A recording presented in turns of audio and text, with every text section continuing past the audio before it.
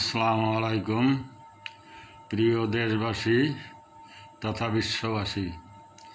আমি জানি আমার মতো লোকের কথা কোনো ভাষা ট্রান্সলেট করে বিশ্বের কাছে পৌঁছাবে না, তবুও যেহেতু বিশ্ব প্রবীণ দিবস তাই বিশ্ববাসীকে অ্যাড্রেস করলাম। তো আমার প্রশ্ন হলো, এত দিবস লাগে কি জন্য? আগে এত দিবস ছিল না। তো প্রবীণ দিবস নিয়েই যেহেতু বিষয়টা, আমি বিষয়ের ভিতরেই থাকার চেষ্টা করব, নইলে ভিডিও অনেক লম্বা হয়ে যাবে। আপনারা একটু বিবেকের কাছে প্রশ্ন করবেন, যারা 60-এর দশকের আগে জন্ম নিয়েছেন বা 60-এর দশকে জন্ম নিয়েছেন, তারা নিশ্চয়ই দেখেছেন গ্রামে একটা সমাজ ব্যবস্থা ছিল। সমাজের কর্তারা থাকতেন বয়োজ্যেষ্ঠ ব্যক্তিবর্গ। তো সেখানে যত বড় শিক্ষিত যুবক হোক, শিক্ষিত সন্তান হোক, প্রভাবশালী ব্যক্তিত্ব হোক, বড় অফিসার হন, যেই হন না কেন, প্রবীণদের দেখলে তারা যথেষ্ট ইজ্জত করতেন, সম্মান করতেন। সাইকেল তখন মোটরসাইকেল বা অন্যান্য গাড়ি ঘোড়া তো ছিল না, সাইকেল চালায় যাচ্ছেন, সাইকেল থেকে নামে সালাম দিচ্ছেন। তো সেই প্রবীণদের গায়ে শক্তি ছিল না। একটা যুবকরে সে প্রতিবাদ করবে না, তারপরেও মারিয়ে তাকে দুর্বল করতে পারবেন না। তবুও তাদের ভয়ে কুঁকড়ে থাকতেন তারা। তাদের যত্নার্থীর অভাব ছিল না। আমার ছিল বিশাল যৌথ পরিবার, দাদা দাদি, দাদার একজন বিধবা বোন আমাদের জন্মের থেকে আমাদের পরিবারে দেখছি।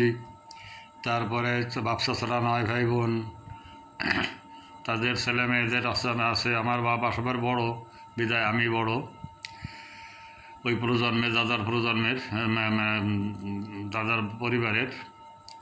তো সেখানে প্রতিদিন প্রায় 15 থেকে 20 সের চাউল রান্না হতো, কাজের লোকজন দিয়ে। বিশাল পরিবার ছিল।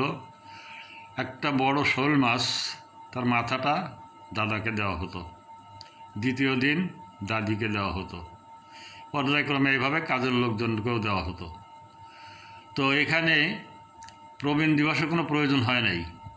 প্রবীণদের সম্মান, তাদের শ্রদ্ধা, তাদের প্রভাব প্রতিপত্তির কোনো ঘাটতি হয় নাই। প্রবীণতম ব্যক্তি ছিলেন পরিবারের সম্রাট তুল্য। তার হুকুমে সমস্ত ছেলে মেয়ে, বউ, ঝি সবাই চলতেন। তো ব্যতিক্রম কিছু হতো নাতি নাতনিদের বেলায়। যেমন আমার দাদাকে জমের মতো ভয় পেতেন চাচারাও, আবার সেই দাদাকে ঘোড়া বানায় আমরা চড়তাম। এটা হলো নবীন প্রবীণের একটা স্নেহের বন্ধন, বা এই একটা আলাদা বন্ধুত্ব, স্বর্গীয় সম্পর্ক। তো এই এত দিবাই যে মাদার ডে, ফাদার ডে, অমুক ডে, তমুক ডে, এতে কি কোনো উপকার হয়েছে? কিছু লোকে অনুষ্ঠান করেন, র্যালি করেন, মঞ্চে বসেন, বক্তব্য দেন, টক শোতে ভিআইপির মতো কিছু গোল্লা বড় বড় কথা বলেন, তাই ছাড়া এর কোনো ফলাফল তো আমি দেখি না। কই কোনো মৌলবী, মৌলানা বা একজন সাধারণ হাফেজ মাদ্রাসায় মসজিদে চাকরি করেন, ইমামতির 5,000 টাকা বেতনের চাকরি করে এখনও। এই লোক ইমাম সাহেবের বাবা মার কিন্তু যত্নার্থীর কম হয় না, ঘাটতি ওঠে না। হয়তো বিত্ত নাই, বিত্তবান খাবার তারা চায়ও না বিত্তবানদের মতো, তাদের কোনো বায়না নাই, তারপরেও অন্তত হৃদয় দিয়ে তাদের ভালোবাসেন, বাবা বলে সুন্দর করে ডাক দেন। এই সমস্ত পরিবারের প্রবীণদের ঘর থেকে হাসতে হাসতে বের হতে দেখি, আবার ঘরে ঢুকেই হাসতে দেখি। তাছাড়া কোনো বড় কর্মকর্তা, উচ্চশিক্ষিত বড় অফিসার, এদের বাড়ির প্রবীণরা বরং খুব অবহেলিত। তো নারীবাদী, নারী ও শিশুকর্মীর নেত্রীর বাড়ি থেকে আমি 10 বছরের ক্ষতবিক্ষত দেহ নিয়ে গৃহকর্মীকে বের হতে দেখছি, লাশ বের হতে দেখছি, ভিডিও, টেলিভিশনে, বিভিন্ন জায়গায়। তো কী লাভ এগুলো করে? বাংলাদেশের একজন খ্যাতনামা ব্যারিস্টার মহিলা, তার মাকে দেখছি রাস্তায় রাস্তায় ঘুরতে, আইনের দরজায় দরজায় ঘুরতে, বাড়ি থেকে বের করে দেওয়া হয়েছে তাকে। তার ছেলে বিদেশ থাকেন একটা, উনি একজন স্বনামধন্য ব্যারিস্টার মহিলা। তো তার প্রভাব প্রতিপত্তি কোনো কিছুরই কমতি নেই। ধানমন্ডি না গুলশান যেন তার বিশাল বাড়ি, তারই স্বামীর বাড়ি, সেখান থেকে তাকে বের করে দেওয়া হয়েছে। তিনি বিচার পাচ্ছেন না কোথাও প্রভাবশালী মহিলার বিরুদ্ধে। তো এই সমস্ত দিবস নিয়ে কিছু বলতে চাইছিলাম না, যে কারণে আজকে রাত্রিবেলায় ভিডিওটা করতেছি, আগামীকাল পোস্ট করব। তো এই দিবস না করে স্কুল কলেজের সমস্ত পাঠ্যপুস্তকে প্রবীণদের এবং বাবা মার প্রতি সন্তানের কর্তব্য, এগুলো একটা পাঠ্যক্রমে বাধ্যতামূলক করুন। আমাদের এক শ্রেণী আছে, যদি আমি আবার সেই কথাটা বলতে যাই তাদের একটু চুলকানি হবে, গায়ে মরিচের গুঁড়া লাগবে অথবা সুত্রার পাতা। ইসলামের কথা বলি, রাসূল সাল্লাল্লাহু আলাইহি ওয়াসাল্লাম বলছেন বা হাদিস কোরআনে উদ্ধৃতি আছে যে যত রকমের অন্যায় করুক, যত রকমের নির্যাতন করুক, বৃদ্ধ বয়সে বাবা মার জন্য শব্দটা করা যাবে না।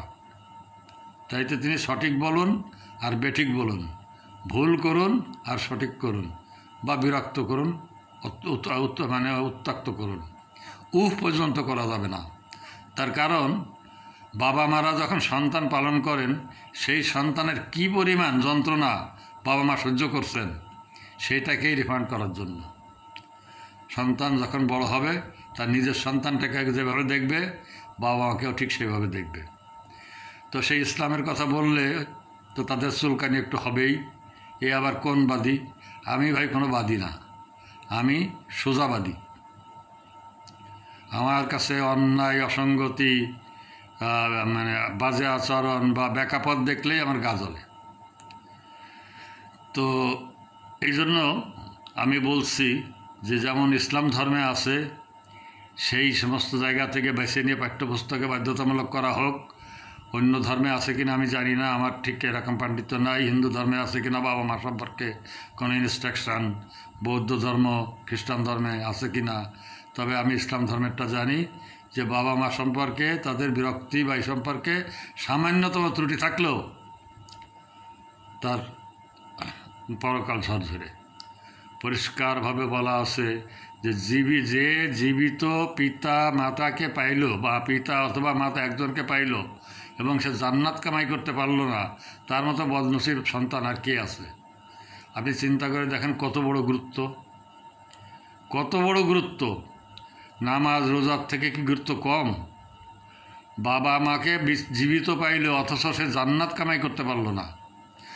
কোনো বাবা বা মায়ের খেদমত করতে যেয়ে যদি নামাজটা দেরিতে হয়ে যায়, বা জামাতে না যেতে পারেন, বা কিছু সংক্ষিপ্ত করতে হয়, তাতেও আল্লাহ অপরাধ নেবেন না। কিন্তু বাবা মার অধিকারকে সামান্যতম ত্রুটি করা যাবে না। তা আমি বলবো যে এত দিবস পালন না করে পাঠ্যপুস্তকে শিশু মনে তাদের গেঁথে দেওয়া হোক। তার কারণ পরিবারের সমস্ত অভিভাবক শিক্ষিত না, তারা এতটা বুঝবেন না। স্কুলেও শিক্ষা দেওয়া হোক, পরিবারেও শিক্ষা দেওয়া হোক, প্রয়োজনের শিক্ষক অভিভাবকদের ডেকে মেন্টরিং করা হোক, যে স্কুলে ডেকে নিয়ে সবাই অন্তত বছরে একটা, যে আপনারা সন্তানের প্রতি এই আচরণ করবেন, এই শিক্ষা দিবেন, এইভাবে করবেন, আমরা যে ইনস্ট্রাকশনগুলো দেবো সেগুলো তাদের পালন করে দেখাবেন, শেখাবেন। তা আমার দাদা দাদি মৃত্যুবরণ করছেন, আমাদের পরিবারে তখন মানে প্রাচুর্য না থাকলেও অভাব ছিল না।